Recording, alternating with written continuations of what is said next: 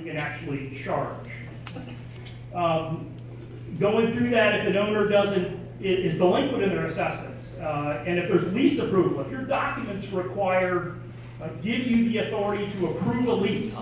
In other words, it says, you know, let me back. How many people are here representing a condominium association?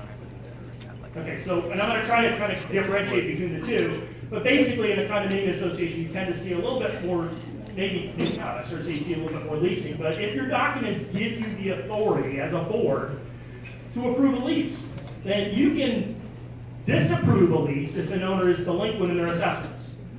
I don't encourage you to disapprove leases for too many reasons, because you may be subject to making the owner whole. So be careful, but if the documents very specifically say you have the authority to approve a lease, the owner has to give you a lease, you get the right to look at it. I have a client that interviews a dog. I mean, literally, if you want to rent your unit and you have a pet, they interview the pet, but because their documents allow them to do that. So you can actually disapprove a lease if you have that authority in your documents.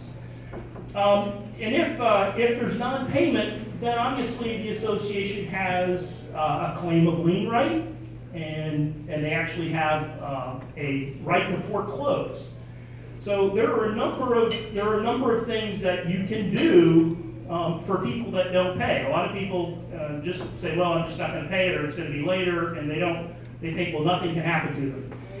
If you have a unit that's rented, if you have both a homeowners association and a condominium, if you have a tenant in a unit and that owner is not paying the assessment, you have the right to go after them for the assignment of rent.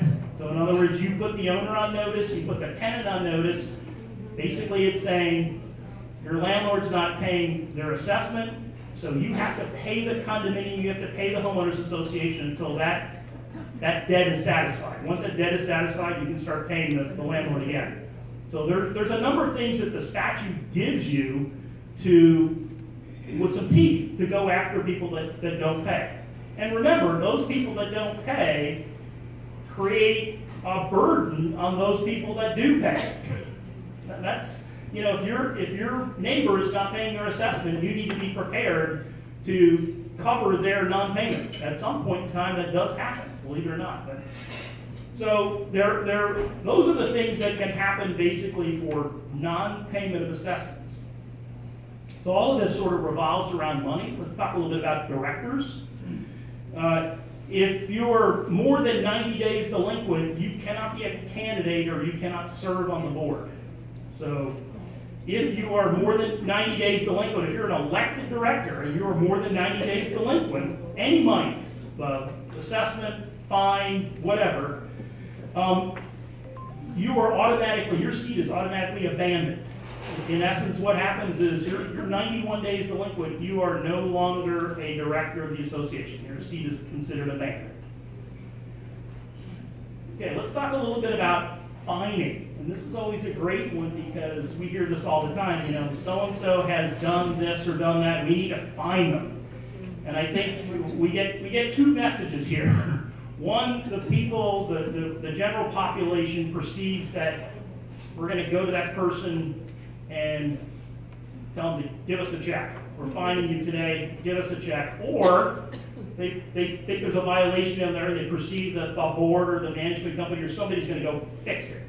This is a fairly long, protracted process. You do need to understand that. It doesn't happen overnight. But the association, both an HOA and a condominium, have the right to levy reasonable fines.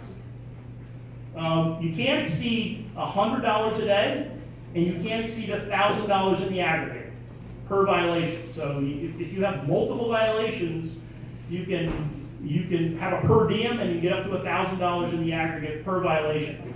What I encourage you to do is to create a fine matrix, something that identifies how much the per diem fine is going to be for a particular item. Now, the general rule of thumb here is you want to ramp up to get to the $1,000 pretty quickly. You don't want a $5 fine so this fine can go on forever. You want the $100 per diem, so in 10 days, they've topped out, and you are now in a position to go after them with a vengeance. I mean, you can at one day, but you kind of want to, I would say you want to go on the higher end, and once you get to the 10th day or $1,000, then you clearly have the authority to take some additional action. It does, if you're in, we're not going to talk about fine committees tonight or a fining process. It requires a number of notifications and a number of processes to do it. The primary thing is there's a 14-day window to sort of satisfy all of the notifications to owners, to tenants. So recognize that, again, it's not they tell you today and tomorrow it happens. It just doesn't work that way. Fines are not lienable. Chapter 718 for condominiums, you can't file a lien for somebody that has a fine. They pay their assessment all day long and they have a fine. I will tell you, when I serve on a homeowners board, just like a lot of you do, and I hear, well, I'll pay the fine and I'll keep my boat parked in the driveway. I'll pay the $1,000 and I can do it all day long. Well, that's really not how it works. The fine process sort of splits off both monetarily and behavior, so you just kind of need to know that, and but you can't file a lien against an owner if there's just a fine. That's for a condominium association. For a homeowners association, fines less than $1,000 are not lienable. So there's a little bit of distinction. We talk about the distinction between condos and HOAs. The laws are somewhat parallel, but there's always a little bit of deviation, and they like this, the Tallahassee folks just like to make us all crazy with this stuff, so that's kind of how it works. So that's basically the gist of fining. And again, the money process. Some interesting tidbits that I kind of picked up.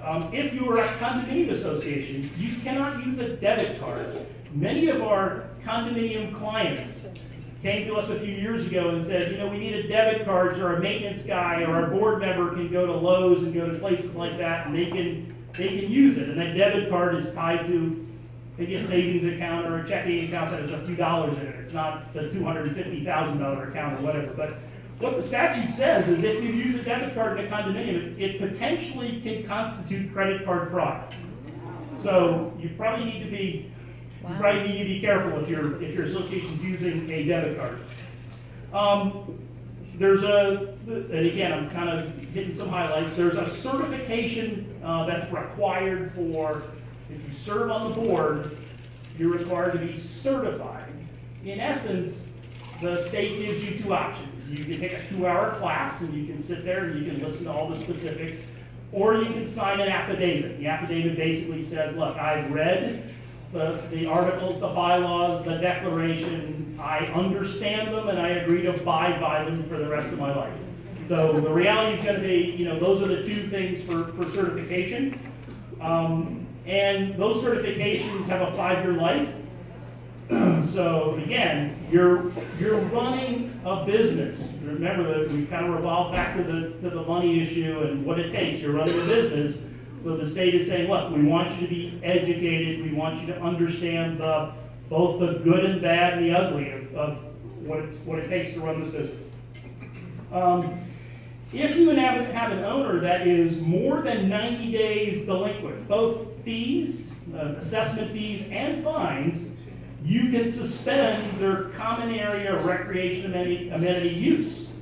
In Chapter 718, if you're a condominium, you have the right to suspend an owner or an owner's tenant's use rights.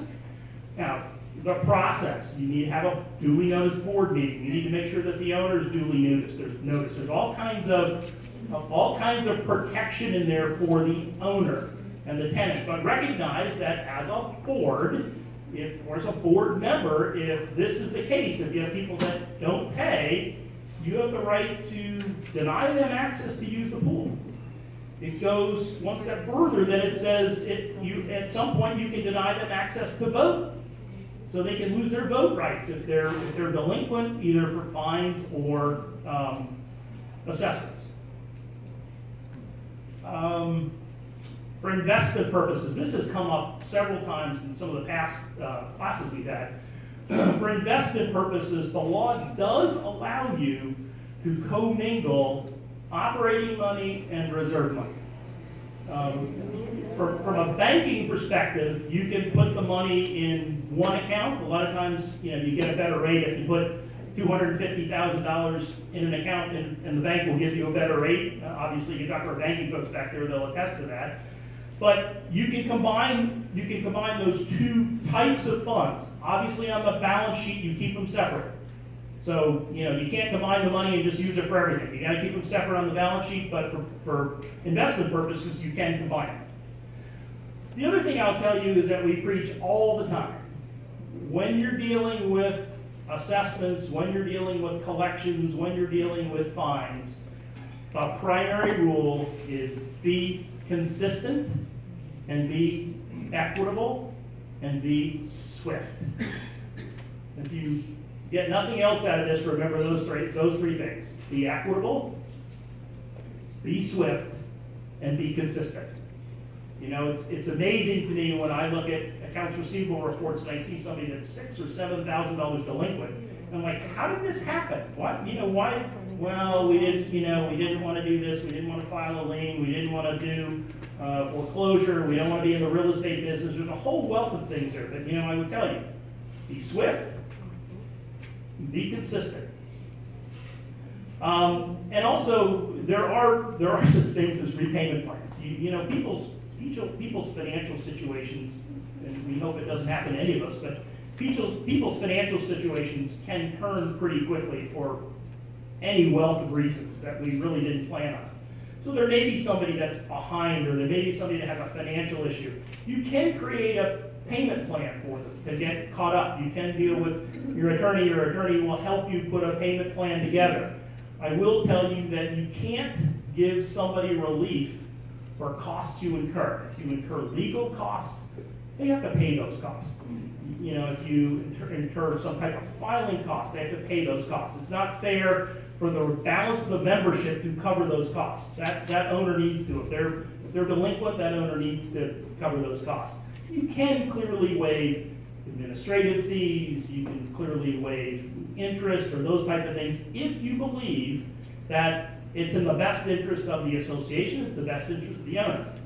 And if you're consistent, and if you're swift, and if you're equitable, you can do that. That's my real quick pitch. I'm happy to take any questions if you have some. We can also take them at the end if you want. Yes, sir.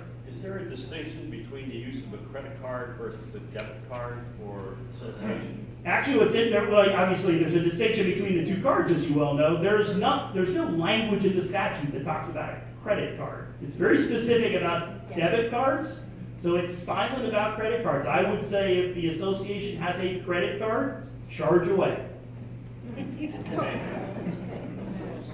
Unfortunately, what's happened, the reality is what's happened with a lot of associations is if you go to apply for a credit card, they're looking for somebody for a personal guarantee. And a lot of people go, well, I'm not going to sign that. I'm not going to do that. So they don't, which I'm sure isn't, I can understand that. So everybody migrated to the debit card. And that's part of the statutory language today. Yes, sir. I'd like to ask about the fining situation again, using your example of $100 per day, maximum $1,000. Once you accrue the $1,000, then does the clock start all over again, another 10 continuous days? No, actually it's per violation. So here, let's kind of be real simple. Let's say are you a homeowner association or a condominium? Okay, so it's a little bit more difficult in a condominium scenario. Covenant says you can't hang your towel off the balcony. It's not a rule, it's covenant. So it's got to be kind of covenant driven for the most part. And you have somebody that does it, and you kind of put them on notice, don't do that. And so then you go through the fining process successfully.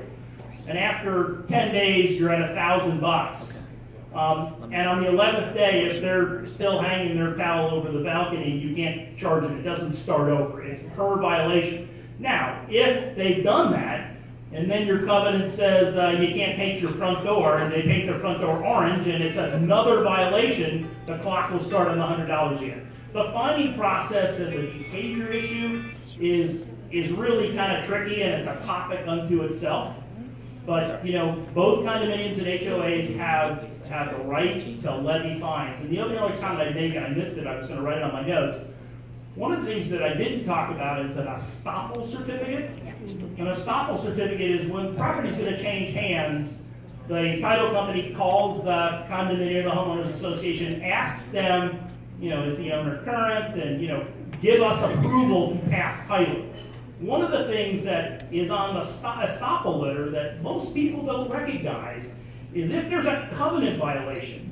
If the association has a covenant violation against that property because it all runs with the land, and that property changes hands, you don't have clear title. And in a lot of cases, on the estoppel it says, is there a covenant violation or is there a lien pending, yes or no? The document is very different today compared to what it was years ago. And so if you have somebody, again, I'm back to be swift, be consistent, be equitable. If you have somebody that has bad behavior, and there's a group of people with bad behavior, you treat them all alike, and if they're all subject to fines, or they all have fines, or have covenant violations, that flushes out when title passes. Potentially could. It's a much bigger topic, and it's a story for another day. It's quite frankly, it's a pretty big issue. Anything else? Okay. Ken Poland with First Response Disaster Team is up next.